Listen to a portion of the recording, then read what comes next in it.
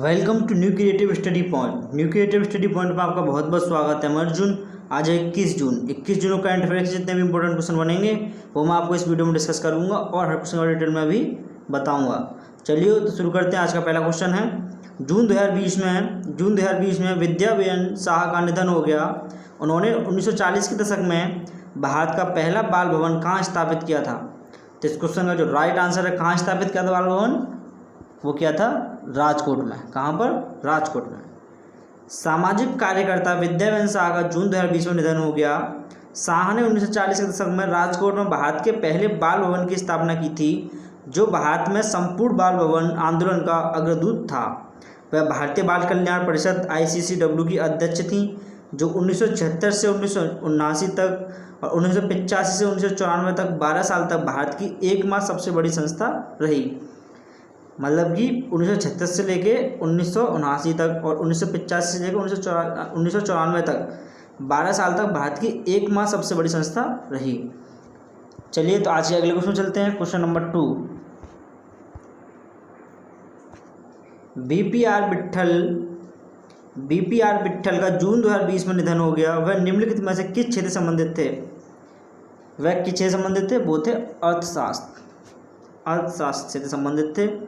10वें वित्त आयोग के सदस्य के रूप में कार्य करने वाले प्रसिद्ध अर्थशास्त्री बीपीआर विट्ठल का जून 2020 में निधन हो गया।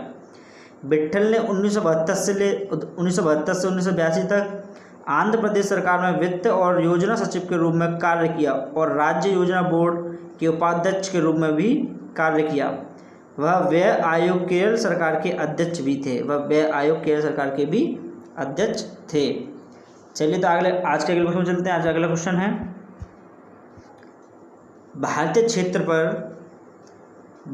क्षेत्र पर जलवायु परिवर्तन का आकलन के अनुसार स्थानीय जलवायु परिवर्तन निम्नलिखित में से किससे प्रभावित है?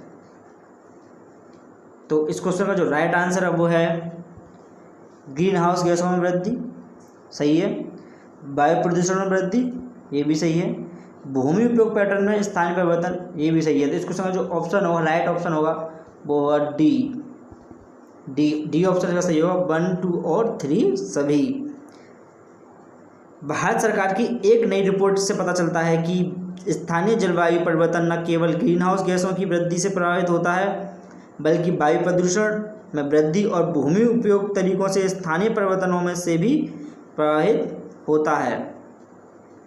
पृथ्वी विज्ञान मंत्रालय का भारतीय क्षेत्र में जलवायु परिवर्तन का आकलन भारत के विभिन्न हिस्सों में जलवायु परिवर्तन का दस्तावेजीकरण और आकलन करने का पहला प्रयास है। रिपोर्ट में वर्षा, तापमान, मानसून, सूखा, समुद्रतल, चक्रवात और चरम मौसम की घटनाओं में देखे गए परिवर्तनों और भविष्य के अनुमानों का वर्णन किया गया है। चलिए तो आज के अगले क्वेश्चन में चलते हैं। क्वेश्चन नंबर 4, विश्व शरणार्थी दिवस 2020 का विषय क्या है? तो इस क्वेश्चन का इम्पोर्टेंट क्वेश्चन है और इस क्वेश्चन का जो राइट आंसर है वो है एवरी एक्शन काउंट्स। इस क्वेश्चन का राइट आंसर है बी, एवरी एक्शन काउंट्स। संयुक्त राष्ट्र विश्व शरणार्थी दिवस हर साल 20 जून को मनाया जाता है। कब मनाया जाता है? 20 जून को, हर साल 20 जून को। विश्व शरणार्थी दिवस 2020 का विषय एवरी एक्शन काउंट्स है। संयुक्त राष्ट्र 1951 शरणार्थी सम्मेलन के अनुसार जो लोग अपनी जाति, धर्म, राष्ट्रीयता, एक विशेष सामाजिक समूह की सदस्यता या राजनीतिक राय के कारण, उनके उत्पीड़न के एक स्थापित भय के कारण अपने घरों और देशों को छोड़कर भाग गए थे, वे शरणार्थी हैं। कौन है? जो मैंने आपको सभी को अच्छे से बताया, अपने जाति, धर्म, राष्ट्रीयता, एक विशेष सामाजिक समूह की सदस्यता या राजनीतिक राय के कारण, उनके उत्पीड़न के एक स्थापित भय के कारण अपने घरों और देशों को छोड़कर भाग गए थे, वे शरणार्थी हैं। चलिए तो आज के अगले क्वेश्चन में चलते हैं। क्वेश्चन नंबर 5, जून 2020 में कुबार्ट बेक बोरोनोव को किस देश के प्रधानमंत्री के रूप में नियुक्त किया गया है? तो किस देश के प्रधानमंत्री के रूप में नियुक्त किया गया है? किर्गिस्तान। इस क्वेश्चन में राइट आंसर है किर्गिस्तान। जब बात किर्गिस्तान की करते हैं, किर्गिस्तान की संसद ने पूर्व कैबिनेट अधिकारियों के खिलाफ भ्रष्टाचार की जांच के कारण अपने पूर्ववर्ती के इस्तीफा देने के बाद 17 जून 2020 को कुबाटबेक बोरोनोव की प्रधानमंत्री के रूप में पुष्टि की। बोरोनोव ने पिछले कैबिनेट में पहले उप प्रधानमंत्री के रूप में कार्य किया है और अतीत में आपातकालीन स्थितियों के मंत्री के रूप में काम किया है। देश को आज़ादी मिलने के बाद से वह इस भूमिका में 31वें स्थान पर होंगे। कौन से स्थान पर होंगे? 31वें स्थान पर। जब बात किर्गिस्तानी करते हैं तो राजधानी कहाँ पे है? बिश्केक। मुद्रा किर्गिस्तानी सोम। चलिए तो आज के अगले क्वेश्चन चलते हैं। Question number 6। श्रीलंका में पीडीसी टी20 लीग 25 जून 2020 से शुरू होगी। यह टूर्नामेंट कितने दिनों तक खेला जाएगा? तो ये टूर्नामेंट कितने दिनों तक खेला जाएगा? ये टूर्नामेंट खेला जाएगा 12 दिनों तक। कितने दिनों तक? 12 दिनों तक।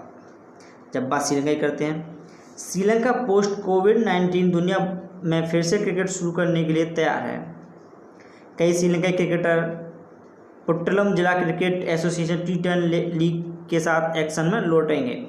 पीडीसी टी10 लीग 25 जून 2020 से शुरू होगी। पीडीसी टी10 लीग 12 दिवसीय टूर्नामेंट है। कौन सा? 12 दिन का टूर्नामेंट है। यह श्रीलंका के अनुराधापुरा के विश्व धरोहर स्थल पर आयोजित किया जाएगा। जब बात श्रीलंका की करते हैं तो राजधानी श्री जयवर्धनेपुरा कोट्टे। ये श्री जयवर्धनेपुरा कोट्टे राजधानी है, प्रशासनिक राजधानी है। और कोलंबो वाणिज्यिक राजधानी। कोलंबो क्या है? वाणिज्यिक राजधानी। और मुद्रा श्रीलंकाई रुपया। क्या है? श्रीलंकाई रुपया।